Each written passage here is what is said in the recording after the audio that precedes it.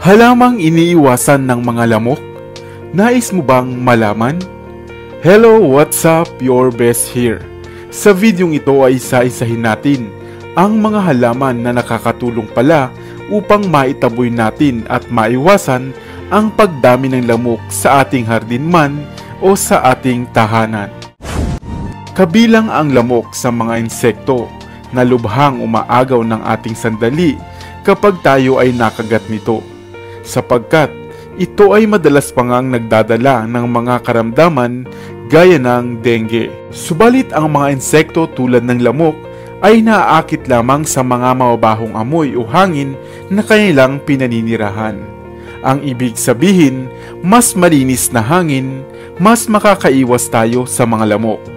Subalit kung hindi mo talaga ito maiwasan, may mga natatanging halaman naman na nagtataglay ng mga halimuyak o scent na hindi kaaya-aya sa mga lamok at madalas ngang magtaboy sa kanila.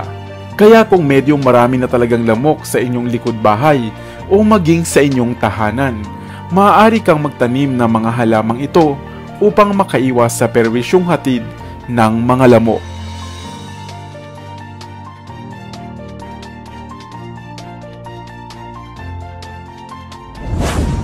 Number 1. Lemongrass o tanglad. Isa ang tanglad o lemongrass sa pinaka-epektibong halaman na pantaboy ng lamok. Maaari mo itong ilagay sa isang paso at ipasok sa bahay kung kinakailangan o sa mga malamig na season sapagkat ang tanglad ay mainam lamang sa mga tropikal na rehiyon. Number 2. Scented geraniums. Ang halamang ito na nagtataglay ng citrusing amoy o halimuyak ng mga dahon ay mabisa ring pantaboy ng mga lamok. At higit pa rito ay mainam din itong pananim o houseplant dahil sa makukulay at magaganda nitong bulaklak. Number 3. Thyme. Ang pagtatanim ng thyme o lemon thyme ay naghahatid ng karagdagang ganda sa mga patio, hardin at mga balkonahe. Subalit maliban sa mga herbal nitong gamit, ang halaman na thyme ay naghahatid din ng halimuyak na ayaw ng mga insekto gaya ng lamok. Number 4. Lavender. Ang pagsasabit ng tuyong bulaklak ng halamang lavender sa bahay o sa inyong mga bintana ay nakakatulong na pantaboy sa mga moths, langaw at mga lamok. Subalit maaari rin naman itong fresh na itanim sa isang paso o sa hardin man. Number 5. Garlic o bawang. Hindi lamang pantaboy sa mga aswang at mga masamang elemento ang bawang, dahil mainam rin itong pantaboy ng mga lamok sa paligid. Kaya isa ring pagpipilian ang pagtatanim ng bawang sa loob man o labas ng inyong bahay. Number 6. Rosemary. Kung mayroon kang tanim na rosemary, subalit labis pa ring maraming lamok o langaw sa paligid, magsunog ka lamang ng dahon nito at tiyak, aalis na agad sila. Number 7. Basil. Kilala ang basil dito sa Asia hanggang sa Central Africa bilang isang malinamnam na culinary herb o pampalasa sa mga lutuin. Ngunit higit pa rito, ang halamang ito na basil ay labis na iniilagan ng mga mumunting insekto gaya ng mga lamok. Number 8. Peppermint. Ang halamang herbal na peppermint ay nagtataglay ng malakas na halimuyak ng mga dahon nito na maging ang mga langgam at mga daga ay iniiwasan nga ito. At maging ang mga lamok ay apektado rito. Mainam itong itanim sa isang paso at ipwesto sa inyong kusina man o sa silid tanggapan. Number 9. Catnip.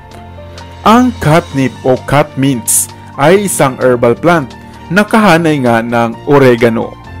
Maliban sa gamit nitong pangmedisina, ay mainam din ito na nagtataboy ng mga lamok. Subalit alam nyo ba kung bakit ito tinawag na catmint? Ito ay sapagkat 2 sa bawat 3 pusa ang pinaniniwalaang naaakit o nahuhumaling sa amoy ng halamang ito. kaya madalas nga nila itong kinakagat o kinakain. Ngayon ay batid mo na ang mga halaman na mainam palang pangtaboy ng mga lamok. Kaya naman sa susunod na tag-ulan, ugaliing magtanim ng alinman sa mga halamang herbal plants na ating nabanggit upang makaiwas ka na sa mga insekto gaya ng lamok. Sana ay may bago kang natutunan sa videong ito. Iwan ka naman ng comment sa comment section sa ibaba. I-like at i-share mo na rin para naman sa kaalaman ng iba.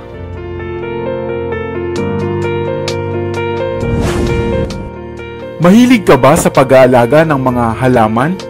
O kaya naman ay sadyang mayroon ka pang designated garden sa gilid o likuran ng inyong bahay? Ano-ano naman ang mga tanim mo rito? Bulaklak ba? Herbal plants? O mga halamang gulay? Subalit alam naman natin na sadyang hindi maiiwasan na maakit ang mga ahas na sumilong sa mga berdeng dahon o halaman. At kasama na nga ang iniingatan mong hardin. Ang ahas ay isang mahalagang parte ng ating kalikasan o ecosystem. Subalit maraming klase o uri nito. Ang matatapang at kadalasan pa nga ay handang mangagat upang protektahan naman ang kanilang sarili.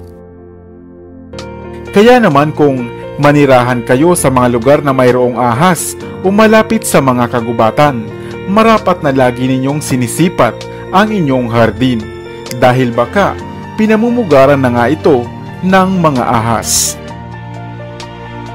Idagdag pa nga natin na kung kayo ay mayroong mga bata sa bahay, ay dapat lang talagang magdoble ingat. Kung kaya naman, gumawa tayo ng listahan ng mga pinakamabisang halaman na hindi lamang kinatatakutan ay iniilagan din ng mga ahas at ng iba pang insekto.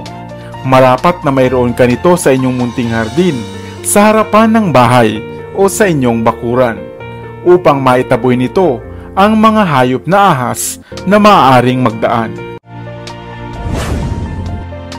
Nangunguna sa ating listahan, marigolds. Ang marigolds ay isang halamang namumulaklak na mainam na pantaboy ng mga insekto at peste. At salamat dahil ito sa mga ugat ng halamang ito. Mayroon kasi itong mga kapal na mga ugat na nagtataglay ng masangsang o malakas na amoy. Kung kaya naman, maging ang mga ahas ay iniiwasan ang mapadaan sa halamang ito. Idagdag pa rito, hindi lamang mainam pantaboy sa mga peste at ahas, ay hindi maikakailang napakaganda rin ng mga bulaklak nito. Number 2. Onion and garlic. Ang onion o sibuyas at garlic o bawang ay isa ring halamang mainam na nagtataboy ng mga ahas. Ang amoy nito na hindi lamang ayaw ng mga ahas, ito rin ay pumipigil sa kanilang abilidad na mag-isip at sila ay nalilito. Sa oras na sila ay gumapang sa halamang ito ng mga sibuyas o bawang, ay dumidikit pala sa kanilang kaliskis ang amoy nito na gaya na kung tayo ay naghihiwa ng sibuyas. Number 3. Lemongrass o tanglad. Ang tanglad rin ay isang halaman na nagtataglay ng malakas na amoy o scent na gaya ng mga citrus fruits. At ito man ay ayaw na ayaw ng mga ahas. Ito nga ang isa sa pinaka-effective na snake-repelling plants na mainam itanim sa inyong bakuran, sa hardin man o sa harap ng inyong bahay. At higit sa lahat, ay takot nga ang mga peste dito, pati na ang mga lamok at ahas. Number 4. Snake plant. Ang snake plant o mother-in-law's tongue ay isa rin sa pinakamabisa at epektibong halaman na pantaboy sa ahas dahil sa mukhang matatalas nitong mga dahon at gayon din sa oxygen na inilalabas nito na mas mataas kaysa sa normal rate. Ang mga dahon nito na mayroong matitingkad ngang kulay ay lubhang kinatatakutan ng mga ahas dahil iniisip nila na maaaring ahas din ito at kaaway nila. Madali rin lamang magtanim ng snake plant. Maganda itong gawing bakod o ilagay sa mga paso at diligan lamang kahit 3 beses sa isang linggo upang maging malusog ito. Kung wala ka pa ng mga nabanggit ko, ay mag-alaga ka na. Hindi lamang mainam na pantaboy ng ahas at peste, ay maganda ring indoor o garden plants.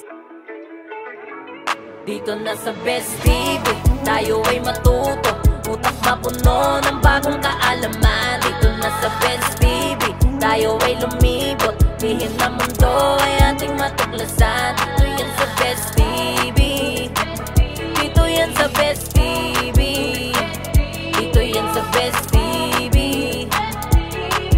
Sapagkat ang mga laki may alam, dito yan sa Best TV. Tara bes, sabay-sabay tayo na matuto, pagkat dito sa mundo lamang ang siyang marunong.